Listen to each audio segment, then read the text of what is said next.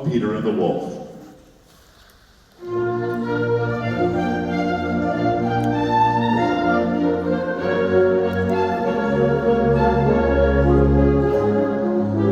Once upon a time, there was a boy called Peter. He and his grandfather lived in a cottage with a garden surrounded by a high stone wall. Outside, there was a great meadow, and beyond the meadow, a deep, dark forest. Early one morning, Peter opened the gate and went out into the big green meadow. On a branch of the big tree sat a little bird, Peter's friend. "All is quiet," chirped the bird happily.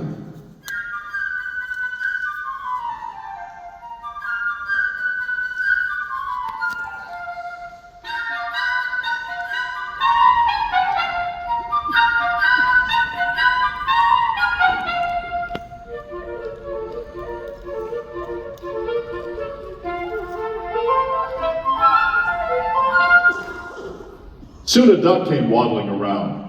She was glad that Peter had not closed the gate and decided to take a nice swim in the deep pond in the meadow.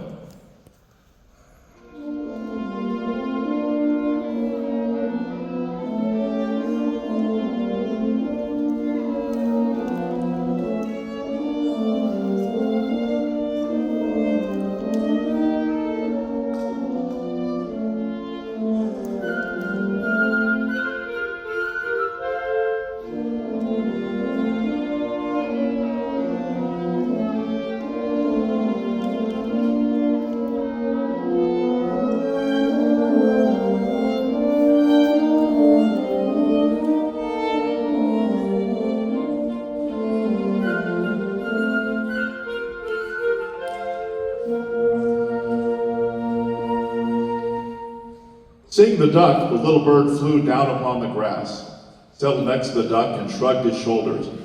"What kind of bird are you if you can't fly?" said the bird. To this the duck replied, "What kind of bird are you if you can't swim?" and dived into the pond. They argued and argued, the duck swimming in the pond, the little bird hopping along the shore.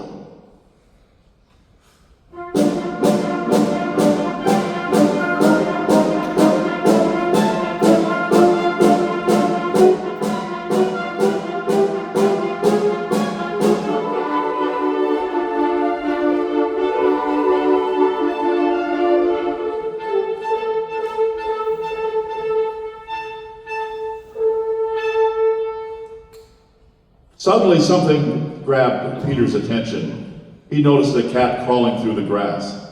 The cat thought, "The bird is busy arguing. I'll just grab him." Quietly she crept toward him on velvet paws.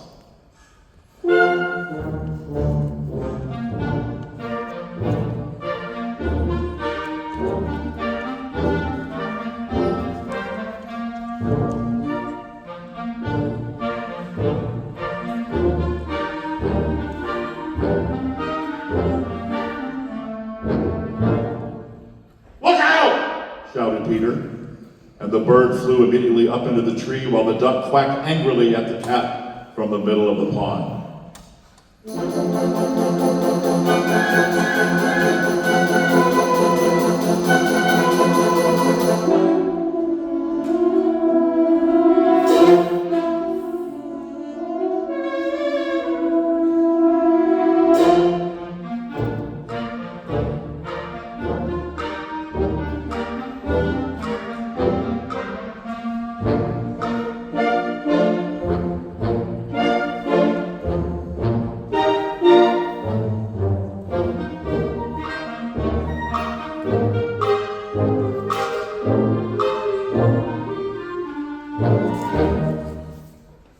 Grandfather came out. He was angry because Peter had gone out into the meadow.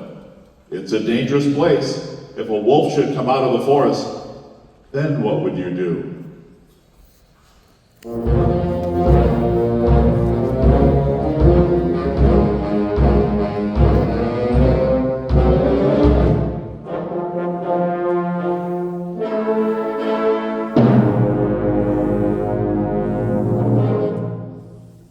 Peter paid no attention to his grandfather's words. Boys like Peter are not afraid of wolves. But grandfather took Peter by the hand, led him home, and locked the gate. No sooner had Peter and his grandfather gone than a big, gray wolf came out of the forest.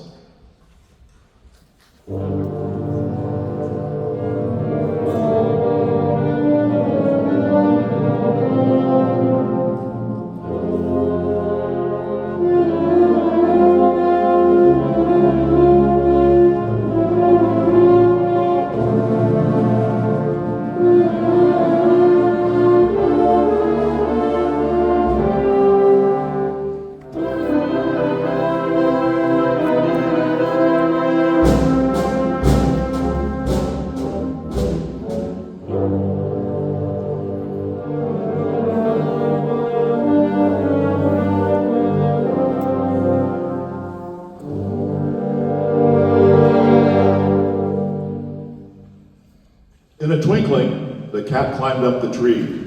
The duck quacked, and in her excitement jumped out of the pond. No matter how much the duck tried to run, she couldn't escape the wolf. He kept getting nearer and nearer until he got her, and with one gulp swallowed her.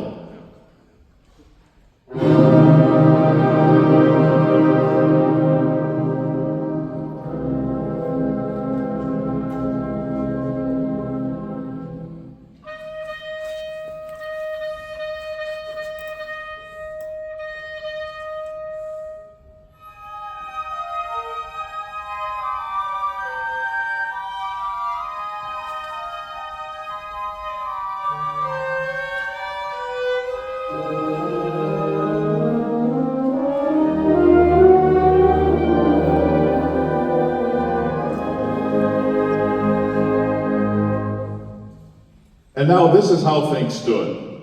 The cat was sitting on one branch of the big tree, the bird on the other, not too close to the cat.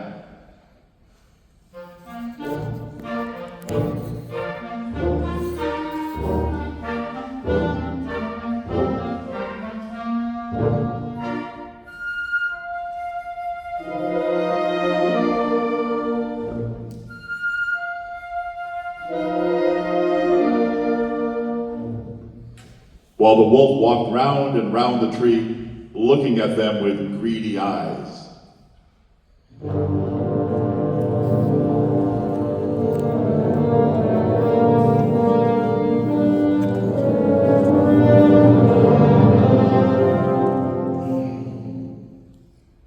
In the meantime, Peter, without the slightest fear, stood behind the closed gate, watching all that was going on.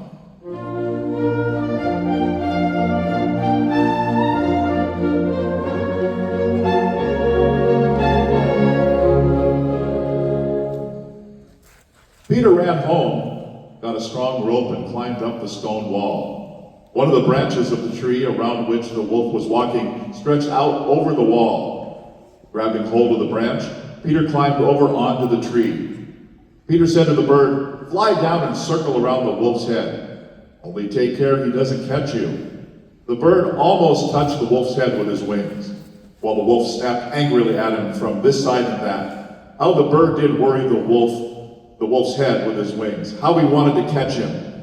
But the bird was too clever, and the wolf simply couldn't do anything about it. Meanwhile, Peter made a lasso and, carefully letting it down, caught the wolf by the tail and pulled with all his might.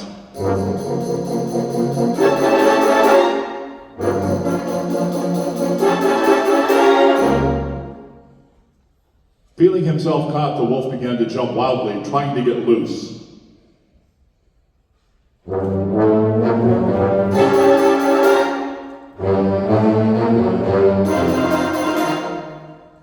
But Peter had tied the other end of the rope to the tree, so the wolf's jumping only made the rope around his tail tighter.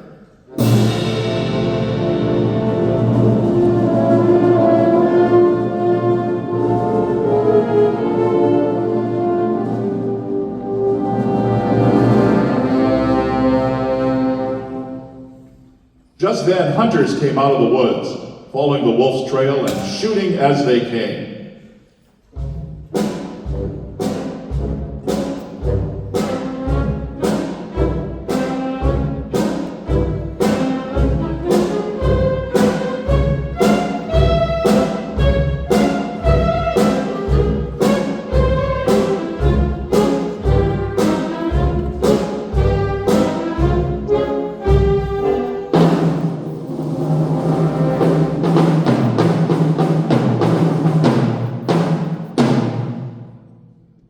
But Peter, sitting in the tree, shouted, "Don't shoot! The bird and I have caught the wolf. Now help us take him to the zoo." And now imagine the triumphant procession. Peter at the head, after him the hunters leading the wolf, and winding up the procession, grandfather and the cat.